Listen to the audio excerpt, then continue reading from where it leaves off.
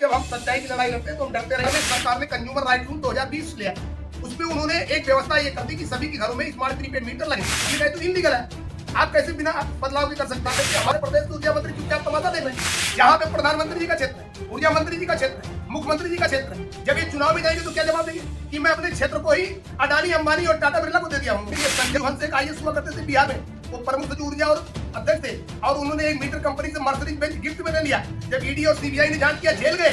अब मैं कह रहा हूँ कि उत्तर प्रदेश के लोगों को भी ये समझना चाहिए कि मीटर कंपनी यहाँ भी काम कर रही है। महाराष्ट्र में अडानी का पूरा सिक्का आ गया, तो वहाँ पे आज की डेट में अधिकतम बिजली की दर 15 रुपए है। वही अडानी इधर भी आना चाहता है। आप बताइए, यहाँ तो अभी 7 रुपया में भी हम परेशान हैं। इधर अगर 15 रुपया हो जाएगा तो हम तो लालटेन युग में ही चला जाएगा। इसीलिए बाबा साहब डॉक्टर भीमराव अम्बेडकर ने 1934 में कहा था, बिजली सस्ती नहीं, बहुत सस्ती होनी चाहिए, हमेशा सरकारी क्षेत्र में रहना चाहिए, क्योंकि इससे प्रदेश की गरीब जनता का विकास होगा। आप बाबा साहब के नाम पर वोट बैंक की बात तो करते हैं, लेकिन बाबा साहब ने कहा कि बिजली सार्वजनिक क्षेत्र में रहना चाहिए, तो आप इसको निजी क्षेत्र में तोड़े जा रहे हैं। हम इस पर अखिलेश यादव से भी पूछे थे कि जब आपकी सरकार में 2 लाख लोग रिवर्ट हो गए तो आप क्या कर रहे थे? उन्होंने कहा कि नहीं, उस समय हमसे गलती हुई। देश में एक ही ऐसी बिरादरी है, आईएएस, नौकरशाह। आईएएस का कोई विभाग नहीं होता, आईपीएस का फिर भी विभाग पुलिस होता है, आईएएस का कोई विभाग नहीं होता। ये विभाग में जाता है, विभाग को चूना लगा के विभाग को बर्बाद करके दूसरे विभाग में चला जाता है। जब 1962 से 2000 तक इंजीनियर था तो घाटा था 10,000 करोड़, और जब आईएएस लोग आया तो घाटा कितना हो गया? 1,10,000 करोड़। आंकड़ा तो क्लियर है। 2047 में आप बता रहे हो कि ये प्रदेश बड़ी ट्रिलियन इकोनॉमी के आगे जाएगा। कहाँ जाएगा? जब आप बिजली व्यवस्था नहीं संभाल सकते तो चुनाव में प्रदेश की जनता के हकों की बात क्या करेंगे? नमस्कार, मैं हूं हरिशंकर मिश्र, यंग भारत न्यूज से, और आज हम आपकी मुलाकात करा रहे हैं एक ऐसे आदमी से जिन्हें उपभोक्ताओं का सिपाही कहा जा सकता है। यह शब्द उनके लिए शायद छोटा है, क्योंकि वो उनको आप उपभोक्ताओं का चौकीदार कर सकते हैं, उपभोक्ताओं का रखवाला कर सकते हैं, उपभोक्ताओं के लिए संघर्ष करने वाला एक ऐसा आदमी जिसने लाखों विद्युत उपभोक्ताओं को बहुत बड़ी राहत दी है, और आज वो थोड़ा सुकून से रहते हैं। तो इसके पीछे सिर्फ और सिर्फ एक व्यक्ति हैं, उनका नाम है अवधेश कुमार वर्मा, जिन्होंने हमेशा और अब से नहीं, पिछले 2 दशकों से उपभोक्ताओं की लड़ाई लड़ते रहे हैं। उनका और भी योगदान है, कई तरीके से उन्होंने संघर्ष किया है, लेकिन हम विशेष तौर से आज उनके उपभोक्ताओं के अधिकारों की बात करेंगे और उनके संघर्ष की बात करेंगे, और सरकार से उनकी अपेक्षाएं क्या हो सकती है, इस पर बात करेंगे। तो पहला सवाल अवधेश जी आपसे, आपको उपभोक्ताओं का सिपाही कहा जाता है, यह संज्ञा उपभोक्ताओं ने अपनी ओर से दे रखी है, तो क्या लगता है आपको, कैसा महसूस होता है? सबसे पहले आपके चैनल को मैं धन्यवाद देना चाहूंगा कि आपने इस मुद्दे को गंभीरता से लिया। देखिए, यहाँ सवाल है, प्रदेश के उपभोक्ताओं के लिए निडर होकर कोई भी लड़ेगा तो उसको सिपाही या जो भी संज्ञा उपभोक्ता दे सकते हैं, और हमारा एक ही कर्तव्य है कि मैं कानून के दायरे में रहते हुए, संवैधानिक परिपाटी का पालन करते हुए प्रदेश के उपभोक्ताओं के लिए निडर होकर अपनी आवाज बुलंद करता हूं, और जो भी संवैधानिक लड़ाई, जो हमारा अधिकार है, उसके तहत हम एकदम चौकन्ने होकर प्रदेश की जनता को, मैं ये चाहता हूं कि कहीं भी कोई दिक्कत ना आए, और संविधान के दायरे में जो उनका अधिकार उन्हें प्राप्त होना चाहिए वो मिले। और जब उनके अधिकार के कोई छीनने की कोशिश करता है, कोई कुठाराघात करने की कोशिश करता है, तो उसके खिलाफ हम अपनी आवाज को बुलंद करते हैं, न्यायालयों में ले जाते हैं, नियामक आयोग में ले जाते हैं, और कानून कमेटियों में अगर कोई कानून गड़बड़ है, क्योंकि मैं सभी कानून कमेटियों का मेंबर हूं, तो उसको भी सरल करने की कोशिश करता हूं। और जहां तक सवाल है प्रदेश की विद्युत उपभोक्ता, हमारा उत्तर प्रदेश एक ऐसा प्रदेश है जहां 3 करोड़ 62 लाख विद्युत उपभोक्ता है, तो निश्चित तौर पर उनकी अपेक्षाओं पर खरा उतरना, हमेशा आपको संघर्ष करना पड़ेगा, उनके बीच में आपको एकदम खरा सोना बन के आना पड़ेगा, और उनकी लड़ाई को ईमानदारी से लड़ना पड़ेगा। और निश्चित तौर पर अनेकों बार ऐसा आता है कि जब सरकार का हो, सबसे एक तरह से फ्रंट भी खुलता है, लेकिन सवाल है कि जब हम सच्चाई की लड़ाई लड़ते हैं तो हम डरते नहीं, और बाबा साहब की संवैधानिक व्यवस्था में विश्वास करते हैं, इसलिए एकदम निडर होकर आगे बढ़ते हैं। बात आते हैं इसी बात पर, क्या विद्युत उपभोक्ता अपने अधिकारों के प्रति इतने अनजान क्यों हैं? देखिए, जहां सवाल है, बिल्कुल आपने बहुत सही सवाल किया कि विद्युत उपभोक्ता इतने अनजान क्या है, क्यों इस पर उदासीन रहते हैं। इसीलिए मैं आपको बताना चाहूंगा कि इसीलिए मैंने अभी शनिवार को, हर शनिवार को मैं प्रदेश के विद्युत उपभोक्ताओं के लिए एक लिंक जारी करता हूँ, वेबिनार आयोजित करता हूँ, उनको जागरूक करने के लिए कि आप जागरूक होइए, आप कानून जानिए, आप अपने अधिकार जानिए, संघर्ष कैसे करना ये जानिए। अगर आपको कहीं कोई कानूनी दिक्कतें आ रही तो हमसे आप जो भी अपेक्षा रखते हैं, फ्री ऑफ कास्ट आपके लिए लड़ने के लिए तैयार हूं। हाँ, उत्तर प्रदेश हो या कोई दूसरा राज्य हो, उसकी जो सरकारें हैं वो कंज्यूमर को ज्यादा से ज्यादा जो उनको एजुकेट करना चाहिए, उनको एक तरह से पूरी जानकारी देना चाहिए, वो नहीं देती। आज की डेट में मैं देखता हूँ कि बिलों के पीछे पूरी जानकारी छपी होनी चाहिए, आधी अधूरी जानकारी बिलों के पीछे छपती है। जो भी सार्वजनिक हमारे उपकेंद्र हैं वहां पे जाइए, पूरी जानकारी होनी चाहिए, नहीं हुआ। जबकि इसको हमको याद है कि जब 1999 की बात है, 1999 में हमने पावर कॉर्पोरेशन से ये आदेश कराया था, तो राज्य विद्युत परिषद हुआ करता था, राज्य विद्युत परिषद से आदेश था कि सभी जो दफ्तर है, कार्यालय है, वहां पर बोर्ड लगे, सबके नंबर हो, जो हमारे अधिकार है उसकी जानकारी हो, लेकिन किसी को कोई चिंता नहीं। तो निश्चित तौर पर इस पर उत्तर प्रदेश सरकार हो, रेगुलेटर को भी मैं कहूंगा, नियामक आयोग की भी ये जिम्मेदारी बनती है कि वो बिजली कंपनियों को दिशा निर्देश दें, और बिजली कंपनियों की स्वयं उपभोक्ताओं को जागरूक करने के लिए आगे आना चाहिए। वो शायद इसलिए नहीं जागरूक करती कि उपभोक्ता जागरूक हो जाएगा तो उनका उत्पीड़न वो नहीं कर पाएंगे। और उसमें निश्चित तौर पर मैं उपभोक्ता परिषद की भी अपनी जिम्मेदारी लेता हूँ कि हमारा भी काम है कि प्रदेश के उपभोक्ताओं को जागरूक करो, और इसीलिए हम हर शनिवार को एक वेबिनार करके प्रदेश की जनता को जागरूक करता हूँ। आप बार बार कहते हैं कि विद्युत उपभोक्ताओं का सरकार पर बकाया है, पावर कारपोरेशन पर बकाया है, इसका क्या आशय है? देखिए, जहां सवाल है मैं आपको स्पष्ट कर देना चाहता हूँ। जब ये ट्रू अप होता है, ट्रू अप का मतलब होता है पहले जो बिजली दर बनाई जाती है, बिजली दर एक प्रोविजनल आंकड़ों पर बनाई जाती है। प्रोविजनल आंकड़ों के बाद जैसे मान लीजिए कि आज ये 25-26 का बिजली दर बनाया जा रहा है, तो ये 24-25 के जो भी आंकड़े आकलित है उस पर बनाया जाता है। तो 25-26 का बनने के बाद जब 26-27 का टैरिफ आएगा तो 25-26 का ट्रू अप आएगा। ट्रू अप का मतलब ऑडिटेड आंकड़े आएंगे। उसमें देखा जाता है कि वास्तव में जो 2 रुपया टैरिफ बढ़ाई गई थी, वो ऑडिटेड आंकड़ों में 2 रुपया जरूरत थी या 1 रुपया जरूरत थी। अगर मान लीजिए कि ऑडिटेड आंकड़ों में आया कि भाई इनको तो जरूरत थी केवल 1 रुपया 90 पैसा की, तो 10 पैसा हमारा सरप्लस निकल आएगा पब्लिक का। इसका मतलब इसको आने वाले समय में आपको रिबेट के रूप में दी। तो जब उदय आया तो उदय पर एक ग्रांट दी गई। उदय की जब ग्रांट दी गई तो सरकार ने कहा इसको हम बहन करेंगे। तो जब सरकार ने बहन कर लिया, इन्होंने पब्लिक पर भी डाल दिया। तो जब इसका नियामक आयोग ने जांच की तो हमारा प्रस्ताव था कि भाई, हमने कहा कि हमारे प्रदेश के उपभोक्ताओं का उस समय हमको याद है कि जब ये 16-17 से निकला तो हमने कहा कि हमारा लगभग 14,000 करोड़ निकल रहा है। पावर कॉर्पोरेशन ने कहा हमारा 49,000 लगभग करोड़ निकल रहा है। नियामक आयोग ने सबकी जांच करी तो पता चला 16-17 से 13,337 करोड़ निकला प्रदेश की जनता का 2001 से लेकर 16-17 तक। अब जब निकला तो या तो बिजली दर कम की जाती तुरंत, नियामक आयोग ने कहा जब तक इसका हिसाब नहीं बराबर होगा इस पर ब्याज लगता रहेगा, और आज वो पूरा इकट्ठा होकर 33,122 करोड़ हो गया है। और ये भी मैं स्पष्ट कर देना चाहता हूँ, जब पावर कारपोरेशन और बिजली कंपनियों का सरप्लस निकला था तो प्रदेश के उपभोक्ताओं ने 3 साल तक 3.71% रेगुलेटरी सरचार्ज दिया था। बिजली बिल के ऊपर सरचार्ज दिया था, आपने भी भरा होगा, आपने भी अपने बिल में देखा होगा। तो जब आपका निकला तो हमने सरचार्ज भरा, अब हमारा आप पर निकल रहा है तो या तो आप एक मुश्त 25% बिजली दरों में कमी करिए। 25% अगर नहीं कम कर सकते तो हमने इनको एक प्रस्ताव दिया, अब तो लगभग 40% कम करना पड़ेगा जो हमारा निकल रहा है। तो 5 साल तक 8% बिजली दरों में कमी करके हमारा हिसाब बराबर कर दिए। तो मामला ये है कि कोई हमने नहीं निकाला है, ये रेगुलेटर ने निकाला है, जांच परख के निकाला है, उनको भी सुनकर हमको भी सुनकर। तो अभी फिर बिजली दर आप देखिए, आजकल में बिजली दर 120 दिन के अंदर बिजली दर निकल जाना चाहिए।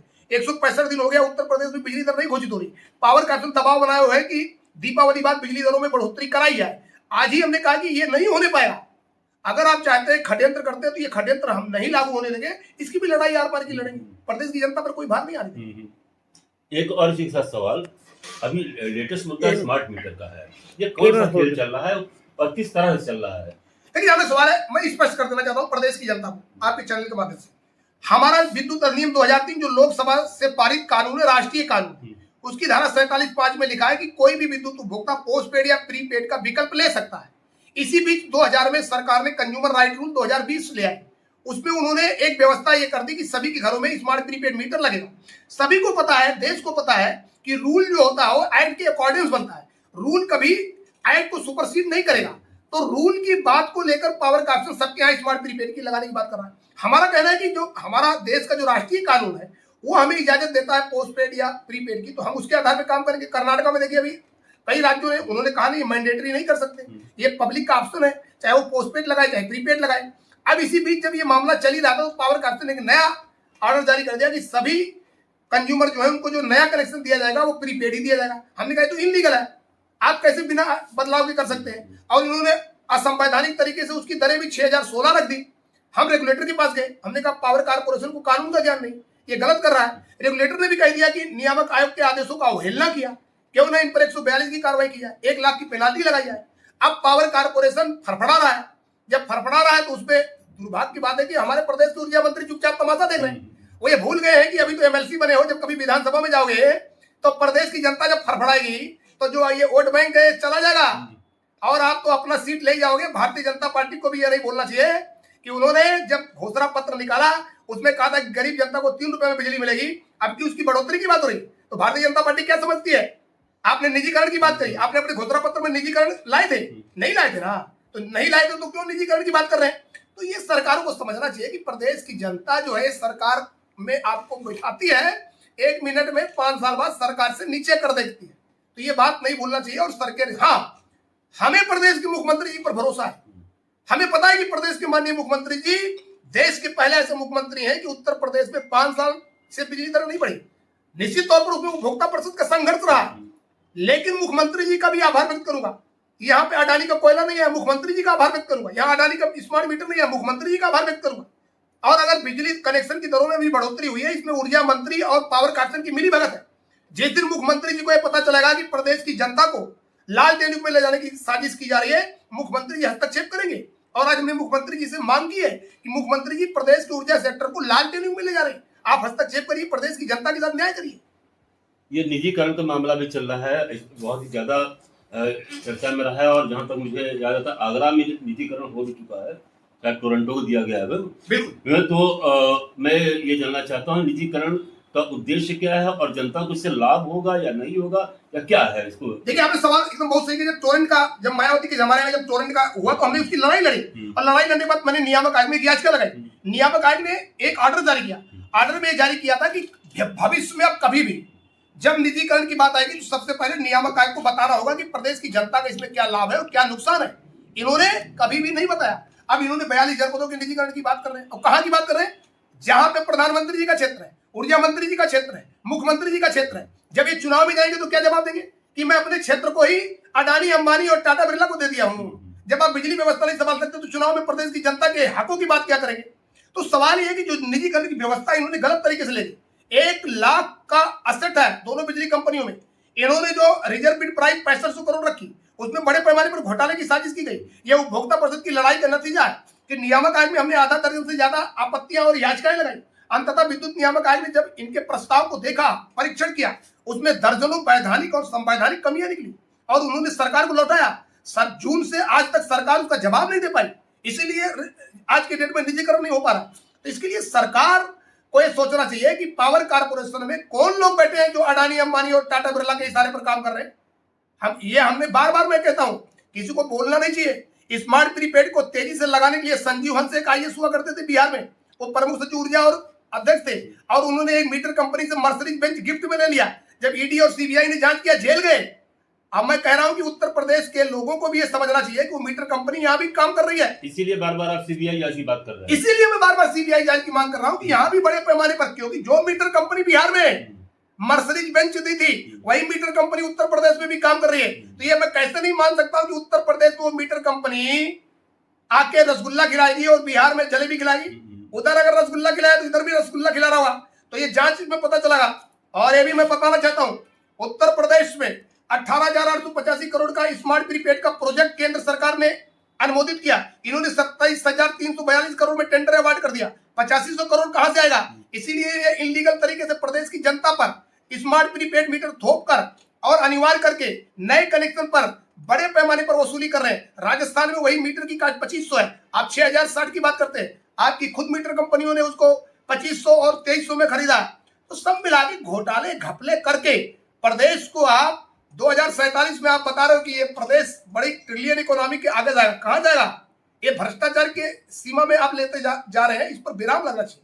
आप बात कर रहे थे इससे, आप जहाँ तक मुझे मालूम है वर्ल्ड एनर्जी काउंसिल के आप मेंबर भी हैं। जी हाँ, जी हाँ। तो मैं ये जानना चाहता हूँ कि दुनिया में जो बिजली व्यवस्था है, हमारे यहाँ जो बिजली व्यवस्था है, या आप वहाँ भी मत बात कीजिए, महाराष्ट्र और यहाँ में क्या अंतर आ रहा है? देखिए, अब सवाल है, महाराष्ट्र में अडानी का पूरा सिक्का आ गया, तो वहां पे आज की डेट में अधिकतम बिजली की दर 15 रुपए है। वही अडानी इधर भी आना चाहता है। आप बताइए, यहाँ तो अभी 7 रुपया में भी हम परेशान है, इधर अगर 15 रुपया हो जाएगा तो हम तो लालटेन युग में ही चला जाएगा। और सवाल यह है कि वहां पर महंगी दरें, वहां के लोगों का रहन सहन हो सकता है कि वो अफोर्ड करें। उत्तर प्रदेश में पर कैपिटा कंजम्पशन की बात करें, जब प्रति व्यक्ति ऊर्जा खपत उत्तर प्रदेश में सबसे कम है, 629 है, वहां 2000 है। यहाँ के लोग गरीबी रेखा के नीचे ज्यादा है, तो यहाँ के लोग तो लालटेन युग में सीधा चले जाएंगे। इसीलिए बाबा साहब डॉक्टर भीमराव अम्बेडकर ने 1934 में कहा था, बिजली सस्ती नहीं, बहुत सस्ती होनी चाहिए, हमेशा सरकारी क्षेत्र में रहना चाहिए, क्योंकि इससे प्रदेश की गरीब जनता का विकास होगा। आप बाबा साहब के नाम पर वोट बैंक की बात तो करते हैं, लेकिन बाबा साहब ने कहा कि बिजली सार्वजनिक क्षेत्र में रहना चाहिए, तो आप इसको निजी क्षेत्र में क्यों ले जा रहे हैं? तो सब मिला के जो नीति निर्धारण करने वाले लोग हैं, जो व्यवस्था बनाने वाले लोग हैं उनको पारदर्शी तरीके से ईमानदारी से काम करना होगा, तब सही मायने में प्रदेश की जनता को राहत मिल पाएगी, नहीं तो प्रदेश की जनता को लालटेन में बजाना पड़ेगा। पावर कारपोरेशन लगातार घाटे में चल रहा है और पिछले मेरे ख्याल से 2 दशक से घाटे में ही चल रहा है। ये घाटा दूर करने के उपाय कैसे किए सकते हैं और क्यों नहीं किए जा रहे हैं? देखिए, मैं स्पष्ट कर देना चाहता हूँ, आज की डेट में बिजली कंपनियां लगभग 1,15,000 करोड़ के घाटे में है और 1,15,000 करोड़ जो विभिन्न श्रेणी के प्रदेश के उपभोक्ताओं पर बकाया भी है। अगर ये सब बकाया वसूल ले तो फायदे में एकदम आ जाएंगे। तो सवाल ये है कि जो बकाया जो आप बिल रेज कर रहे हैं वो बिल आप वसूल क्यों नहीं कर पा रहे हैं? वसूल करने वाले लोग कौन है? वो भी ठेकेदार आपके हैं, तो उनको आप ब्लैक लिस्ट क्यों नहीं करते? और दूसरी चीज है, जो गरीब लोग हैं गांव में, कुछ बीपीएल में जो इन्होंने सौभाग्य में लोगों को बेवकूफ बनाकर बिजली कनेक्शन दिया कि आपको फ्री में बिजली मिलेगी, तो वो उनकी स्थिति नहीं है बिजली दी, उनके लिए टैरिफ अलग बनाना चाहिए। और जो राजस्व निर्धारण का तरीका है, जो वसूली का तरीका है, उसको पारदर्शी तरीके से उस पर फोकस करें तो बिजली कंपनियां कहीं भी नुकसान में नहीं है। हमें याद है 1967 में गठित राज्य विद्युत परिषद के पास एक हेलीकॉप्टर हुआ करता था। राज्य के पास हेलीकॉप्टर नहीं था। उत्तर प्रदेश सरकार को जब जरूरत पड़ती थी तो बिजली विभाग का हेलीकॉप्टर उधार लेती थी। आज बिजली विभाग की हालत हो गई, हेलीकॉप्टर उधार देने वाला आज वो सबके सामने भीख मांग रहा है। क्यों? उसके नीति निर्धारक लोग गलत लोग हैं। आप ये बताइए, मैं बार बार कहता हूं, देश में एक ही ऐसी बिरादरी है, आईएएस, नौकरशाह।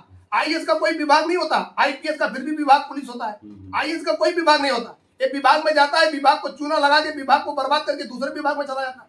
मैं तो जब ये बिजली विभाग का विघटन हो रहा था 2000 में, मैंने कहा ये आईएएस को यहीं पे परमानेंट रखो। जो सुधार की बात कर रहा है बिजली विभाग में ही रहेगा जब तक रिटायर नहीं हो जाएगा। सुधार करके जाए तब तो ये बिलबिलाने लगता, फड़फड़ाने लगता है। ऐसे काम नहीं चलेगा, इसलिए लोगों को पारदर्शी तरीके से काम करना पड़ेगा। अब एक सवाल ये है कि पावर कारपोरेशन, अक्सर आपने आईएएस की बात की है, यही मैं पूछना चाहता हूँ कि पावर कारपोरेशन का मुखिया हमेशा आईएएस ही होता रहा है। बीच में एक ऐसा दौर आया जबकि विभागीय अभियंता से प्रोन्नत एक आदमी पावर कारपोरेशन का महानिदेशक बना, तो दोनों की कार्यशैली में क्या अंतर होता है? देखिए, 2000 तक अगर मैं बात करूं, राज्य विद्युत परिषद के जमाने तक बिजली विभाग पूरा एक था और राज्य विद्युत परिषद इंजीनियर ही इसका मुखिया होता। 2000 के बाद आईएएस आ गए। अब मैं वही उदाहरण आपको देना चाहता हूँ। जब बिजली विभाग 2000 में विघटन हुआ तो उसके पहले बिजली विभाग का घाटा कितना था? 10,000 करोड़। 10,000 करोड़ को सरकार ने बहन करके इसको विघटन कर दिया। अब घाटा कितना हो गया? 1,10,000 करोड़। तो इसका आकलन खुद ही कर लीजिए। जब 1959 से 2000 तक इंजीनियर था तो घाटा था 10,000 करोड़, और जब आईएएस लोग आया तो घाटा कितना हो गया? 1,10,000 करोड़। तो आकलन तो क्लियर है कि नौकरशाह क्या कर रहा है, इधर आता है, मटर गश्ती करता है, पार्क में घूमकर उधर चला जाता है। तो प्रदेश का विभाग क्या होगा? लालटेन में जाएगा। 2012 के बाद जो है मेरे ख्याल से एपी मिश्रा यहाँ के थे, विभागीय अभियंता थे, एमडी थे, प्रोन्नत होते हुए एमडी पहुंचे, तो उस समय भी मेरे ख्याल से बहुत सुधार नहीं हो पाया। देखिए, जहाँ तक सवाल है, एपी मिश्रा का कार्यकाल प्रबंध निदेशक था, उस समय संजय अग्रवाल साहब जो चेयरमैन थे, और आपने देखा होगा डीएचएफएल घोटाले में उनके ऊपर आरोप भी लगा और वो जेल भी गए।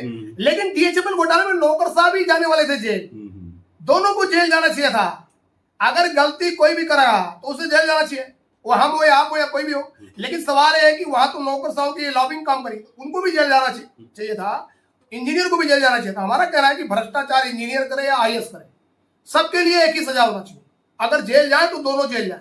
जब ऐसी व्यवस्था लागू होगी, आज की डेट में अगर ये तय हो जाए, माननीय मुख्यमंत्री ये बता दें कि बिजली विभाग में भ्रष्टाचार करने वाला आईएएस भी जेल जाएगा, अभी विभाग में कोई नहीं आया। आईएएस से सोचता है कि जाके उधर ऊपर हम समझा देंगे कि केवल साहब इंजीनियर ने भ्रष्टाचार किया है, वो तो सस्पेंड हो जाएगा, चार्जशीट मिल जाएगा, जेल चला जाएगा। लेकिन आईएएस क्या करेगा? वो दूसरा विभाग में ट्रांसफर हो जाएगा। मैं बार बार कह रहा हूं कि आईएएस को बिजली विभाग में अगर लाया गया है तो उनकी जवाबदेही तय होना चाहिए, उनकी अकाउंटेबिलिटी तय होना चाहिए, और उनको इस विभाग से यहीं रखा जाना चाहिए, और जब तक कि वो रिटायर ना हो जाए। अभी देखिए, अपने आप व्यवस्था में परिवर्तन आया। बात आती बिजली चोरी की, मैं अक्सर कहा था बिजली चोरी हो रही है, लोग तो चोरी कर रहे हैं। मेरा आपसे एक सवाल यह है कि वस्तुतः असल में बिजली चोर है कौन? देखिए, ज्यादा सवाल है। आज के डेट में अगर मैं पूरी बात करूं तो लगभग हम 1,45,000 करोड़ की, लगभग 85,000 करोड़ की हम बिजली खरीदते हैं, मतलब 1,45,000 मिलियन यूनिट बिजली की जरूरत हमको। और आज के डेट में मैं बात करूं तो लगभग साल में 5,000 करोड़ की बिजली चोरी उत्तर प्रदेश में हो जाती है। बिजली चोर कौन है? बिजली चोरी निश्चित तौर पर वो उपभोक्ता करते हैं। दो तरह के उपभोक्ता होते हैं। एक उपभोक्ता ये होता है उसके घर के सामने से लाइन गई, वो आपके पास बिजली कनेक्शन मांगने गया, कनेक्शन मिल रहा है 1,200 रुपए का, आपने उसको एस्टीमेट दे दिया 1,00,000 रुपए का। अब वो गर्मी में पसीना बहाया, अब उसको लालच आई, रात में उसने कटिया लगा लिया। एक बिजली चोर हुआ है जो अपनी आवश्यकता को पूरी करने के लिए, अपने पसीना को छुपाने के लिए उसने बिजली चोरी किया। तो उसको सही मायने में सुलभता से अगर कनेक्शन मिल गया हो तो चोरी नहीं करता। दूसरा दबंग टाइप का लोग बिजली चोरी करता है, जो चोरी करेगा कि सीना चोरी करेगा कि हमारा कोई कुछ नहीं कर पाएगा। मैं एक बात खुलासा करना चाहता हूं आपके चैनल के माध्यम से, देश में कानून बना है, बिजली चोरों का असिस्मेंट नहीं माफ होना चाहिए। आशीष गोयल साहब जब यहाँ आए, इन्होंने कानून करके 65% तक बिजली चोरों को असिस्मेंट माफ कर दिया। आप बिजली चोरों का असिस्मेंट माफ कर देंगे तो बिजली चोरी को बढ़ावा मिलेगा ना भाई, तो जो बढ़ावा मिलेगा तो वो बिजली चोरी करेगा, कि उसको पता है कि हमारा तो असिस्मेंट 65% माफ हो जाएगा, तो यही काम होगा ना। इसलिए मैं कहना चाहूंगा कि निश्चित तौर पर मैं आपके चैनल के माध्यम से मैं अपने उन विद्युत उपभोक्ताओं से हाथ जोड़ के कहूंगा कि जो बिजली चोरी या किसी भी अनियमितता में शामिल है, प्लीज वो ऐसे कामों में अपने को हटा लें। ये इनलीगल काम है, ये गलत काम है। लेकिन हाँ, जो लोग बिजली चोरी कराने वाले लोग, जो लोग इसमें संलिप्त अधिकारी कर्मचारी है, उन पर भी भ्रष्टाचार की कार्रवाई होना चाहिए, उन्हें भी बर्खास्त होना चाहिए। प्रदेश की जनता भी हमारी जिम्मेदार है, लेकिन उतनी जिम्मेदार नहीं है, क्योंकि उसको इस तरीके से परेशान किया जाता है, वो ना चाहकर भी इस प्रकार की कार्रवाइयों में लिप्त हो जाता है। अभी लखनऊ में कुछ 2-3 साल पहले लखनऊ में ही वाटर पार्क में इलीगल कनेक्शन पाया गया था और यहाँ के इंजीनियरों को मिली भगत से ही दिया गया था। उन सब के खिलाफ कार्रवाई हुई, बाद में मालूम हो बाद में फिर सब बहाल कर दिए गए। तो क्या माना जाए कि अभियंता ही चोरी करा रहे हैं? देखिए, यहाँ तो सवाल है, मैं तो एक ही बात कहना चाहता हूँ, अगर अभियंताओं ने जब मुझे पता है कि 1974 में बीएन बालिका साहब ने एक आदेश किया था, यहाँ चेयरमैन हुआ करते बीएन बालिका साहब, उन्होंने कहा हर बिजली चोरी में इंजीनियर लाइनमैन से लेकर सभी तक पर कार्रवाई होना चाहिए, क्योंकि बिना इनकी मिली भगत के कुछ भी नहीं हो सकता। ये कैसे संभव है कि आपकी बिजली कोई चुरा ले जा रहा है और आपके जो मीटर लगे हैं सब स्टेशन से लेकर उपभोक्ता के परिसर तक उसके मिलान नहीं कर पा रहे। हमने यहाँ से बिजली फीडर पर भेजा 100 एम्पियर और आपको मिला केवल 10 एम्पियर, तो 90 एम्पियर का चोरी कैसे हो गया? तो सवाल है कि इनको सब पता है। अगर इनको सब पता है तो इन पर सख्त कार्य होना चाहिए, सीधे नौकरी से बर्खास्त होना चाहिए। अगर नौकरी से बर्खास्त हो गए तो निश्चित तौर पर इनको आएगा। क्या होता है इनको पता है, अभी इधर हम सस्पेंड हो गए, उधर जाएंगे चेयरमैन एमडी के सामने 4 दिन घूमेंगे, इसके बाद उनके पास पता नहीं कौन सा ऐसा घुट्टी है कि वो इसके बाद बहाल हो गए, एक दिन फिर नौकरी में आया। इसी के साथ हम आते हैं थोड़ा सा पुराने बातों पर। पहले तो बैकग्राउंड के रूप में बता दें कि शायद संभवतः आपका बैकग्राउंड भी इंजीनियरिंग ही है। नहीं, हमने एमएससी हमने फिजिक्स से वो किया है। अच्छा। तो लेकिन हाँ, निश्चित तौर पर क्योंकि अब फिजिक्स का पढ़ा स्टूडेंट रहा हूँ, मैथमेटिक्स का स्टूडेंट रहा हूँ, केमिस्ट्री का स्टूडेंट रहा हूँ, तो निश्चित तौर पर बिजली के बारे में सब जानता हूँ। लेकिन हाँ, चूंकि बिजली के जितने भी कानून बने राज्य विद्युत परिषद के बाद, लगभग मुझे पता है कि 1994 के बाद से जितनी भी कमेटियां रही, मतलब आज की डेट में कोई ऐसी कमेटी नहीं रही। एमडी इन्वेस्टिगेटिंग अथॉरिटी एक बनी थी आगरा में, जिसमें एमडी को पेनाल्टी भी लगी थी, उसका भी मैं मेंबर था। लगभग ज्यादातर लीगल कमेटियों में मैं मेंबर रहा हूं, तो निश्चित तौर पर मेहनत भी करता हूं, उसके लिए कानून की जानकारी रखता हूं, इसलिए जो भी उपभोक्ताओं की सेवा कर पा रहा हूं। अब बिजली विभाग से एक इतर सवाल आपसे पूछते हैं मैम। उस दौर की बात करते हैं जब प्रमोशन में आरक्षण का मुद्दा उठा। हाँ जी मैम, हाँ जी, ये बड़ी लंबी लड़ाई चली इस पर जो है मैम, और हम लोग यहाँ बैठे हुए हैं, यहीं पर 2 गुट हुआ करते थे, एक आरक्षण समर्थक, एक आरक्षण विरोधी है। तो कहाँ चूक हुई इसमें? देखिए, एक चीज मैं आपको स्पष्ट कर देना चाहता हूँ कि जो पदोन्नतियों में आरक्षण का मामला था, उसकी लड़ाई बड़ी ईमानदारी से लड़ी गई। लेकिन जहां तक सवाल है, आपको याद होगा कि जब वो बिल राज्यसभा से पारित होने के बाद, आज भी राज्यसभा से कोई बिल अगर पारित हो जाए तो लगभग बना ही रहता है, लोकसभा से पारित नहीं हो पाया। मुझे याद है प्रमोद महाजन साहब और बीजेपी के बड़े बड़े लीडर थे, जो उस समय लोकसभा में कहते थे कि पदोन्नतियों में आरक्षण का बिल तो पारित होना चाहिए, और उस समय समाजवादी पार्टी के एक सांसद ने बिल को फाड़ दिया था। इसके बाद आपको याद होगा 2 लाख लोग रिवर्ट हुए, हम लोगों ने लड़ाई लड़ी, कोर्ट तक गए, कोर्ट ने हमारे खिलाफ डिसीजन दिया। इसके बाद फिर भी हम लोगों ने संविधान संशोधन की मांग उठाई। हमारे जो लीडर है, जो सुरक्षित सीट से जीत कर आने वाले लीडर है, जो खुद जिसको चाहे वही प्रधानमंत्री बनेगा, जिसको चाहे वही मुख्यमंत्री बनेगा, जो हमारे चौकीदार है, संविधान के चौकीदार जो हमारे सांसद हैं, चाहे वो राज्यसभा के, चाहे उन्होंने सही तरीके से इस लड़ाई को अंजाम तक नहीं पहुंचाया। बार बार उन लोगों के सामने हम लोग जाते रहे कि आप इस बिल को पारित कराइए। हमें याद है कि आज आप देखिए, कोई भी लीडर पदोन्नति में आरक्षण की बात नहीं करता, सिवाय बहन मायावती जी की। जब कभी कॉन्फ्रेंस होती है, जब कभी वो रैली में जाती है, तो वो जरूर ये बात करती है। हम इस पर अखिलेश यादव से भी पूछे थे कि जब आपकी सरकार में 2 लाख लोग रिवर्ट हो गए तो आप क्या कर रहे थे? उन्होंने कहा कि नहीं, उस समय हमसे गलती हुई। हमने कहा सार्वजनिक तौर पर आपको कहना पड़ेगा और इस पर आपको हमारे आंदोलन को आगे बढ़ाना पड़ेगा। लेकिन कहीं न कहीं पदोन्नतियों में आरक्षण की लड़ाई को पॉलिटिकल लीडरों ने कमजोर किया। और फिर मैं एक बार, जब आपने ये बात छेड़ी है, तो मैं कहना चाहूंगा कि निश्चित तौर पर बाबा साहब की संवैधानिक व्यवस्था पर कुठाराघात हुआ। इसके लिए जिम्मेदार हमारे आरक्षित वर्ग पर जीत कर आने वाले सांसद हैं, जो पूरी तरीके से आज की डेट में सुसप्ता अवस्था में और अपनी पार्टी के राष्ट्रीय लीडरों की चमचागिरी में लगे हुए हैं, इसीलिए आज पदोन्नतियों में आरक्षण या संवैधानिक हक हमें नहीं मिल रहा और आरक्षण पर कुठारा घात हो। अब एक सवाल इस बात पर कि हम लोग जहाँ बैठते हैं वहाँ पर ये पावर कारपोरेशन का गेस्ट हाउस है, और यहीं पर पावर कारपोरेशन कर्मचारी संघ का मुख्यालय भी यहीं पर भी है। तो क्या कारण है कि ये लोग आंदोलित हुए, लगातार आंदोलित हुए और बड़ा विरोध भी किया, इसके बावजूद अन्यथा इन्हें बैकआउट करना पड़ गया? देखिए यहाँ तो सवाल है, देखिए ये तो आपको पता है कि बिजली विभाग को भी निजीकरण में भी कोई बैकआउट नहीं किया, लेकिन हाँ आपने सही किया कि कुछ संगठन ऐसे हैं जो पीछे पीछे ऐसे छुपा खेल रहे हैं, चोर दरवाजे वो प्रबंधन के साथ मिले हुए हैं। एक चीज मैं आपको बता देना चाहता हूँ, निजीकरण की लड़ाई एक संवैधानिक लड़ाई है, लंबी लड़ाई है, जिसमें प्रदेश सरकार केंद्र सरकार दोनों इन्वॉल्व है। उससे लड़ने के लिए आपको ईमानदार होना पड़ेगा, आपको कर्तव्यनिष्ठ होना पड़ेगा, नियम कानून की जिम्मेदारी जानना होगा और आपको साफ सुथरा होना पड़ेगा।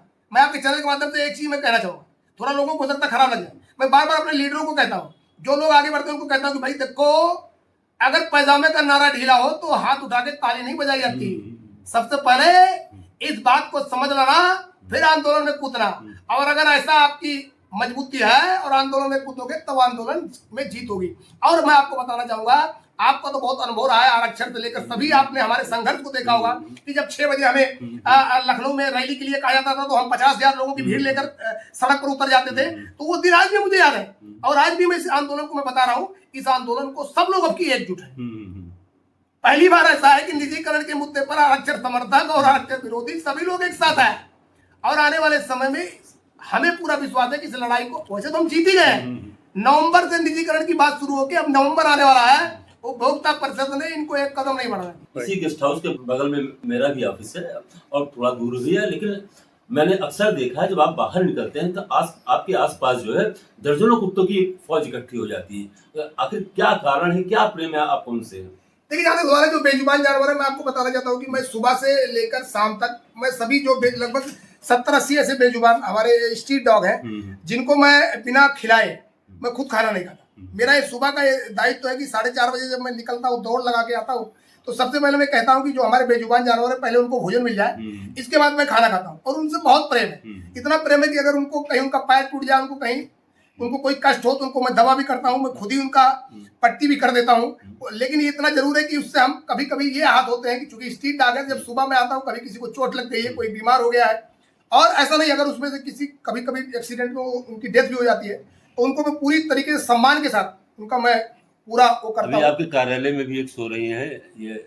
हाँ, ये एक्चुअली में बिल्कुल आपने सही कहा, इसके दो ये एक्चुअली में दो भाई बहन थे एक तरह से, तो इसका उसका एक्सीडेंट हो गया था, इसके भाई की डेथ हो गई, इसका पैर टूट गया, तो हमने इसके पैर को बहुत ही मुश्किल से डॉक्टरों के उससे का पैर टूट गया। तो ये तो आज अभी आप एक देख रहे हैं, जब मैं चलता हूँ तो जहां भी उनको पता है कि मैं बैठा हूँ तो सब कुत्ते हमारी आवाज पे ही दौड़ पड़ते हैं, लेकिन मैं बड़ा उनका सम्मान करता हूँ। मुझे पता है कि वो बेजुबान है।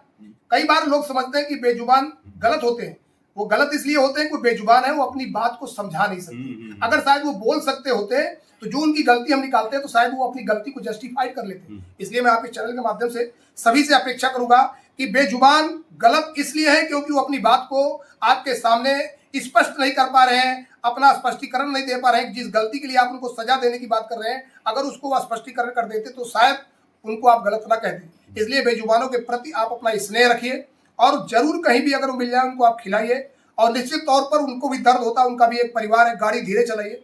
अगर एक्सीडेंट हो जाएगा तो उनकी कोई दवा करने वाला नहीं है, कोई अस्पताल ले जाने वाला नहीं है, इसलिए उनके प्रति एक आपका दया भाव होना चाहिए। और मैं आपको एक बात स्पष्ट कर देना चाहता हूँ, बाबा साहब डॉक्टर भीमराव अम्बेडकर को भी कुत्तों से बहुत ज्यादा वो था, प्रेम था, और वो हमेशा ये कहा करते थे कि ये इनकी रक्षा करना हमारा आपका सबका दायित्व है। तो निश्चित तौर पर आपके चैनल के माध्यम से आपने इस बात को भी ध्यान दिया, और मैं चाहूंगा कि जब इस खबर प्रकाशित हो तो इसको देखकर कुछ लोग और भी प्रेरित हो और बेजुबानों के प्रति उनका स्नेह है। तो बहुत बहुत धन्यवाद अवधेश जी, हम लोगों ने बहुत अच्छी बातें की हमें, और निश्चित तौर पर कहीं न कहीं से उपभोक्ताओं में इसके प्रति जागृति आएगी, अपने अधिकारों के प्रति जागृति आएगी, और आप इसी तरह से आंदोलित रहें और उपभोक्ताओं को उनके अधिकार दिलाते चलें। बहुत बहुत धन्यवाद।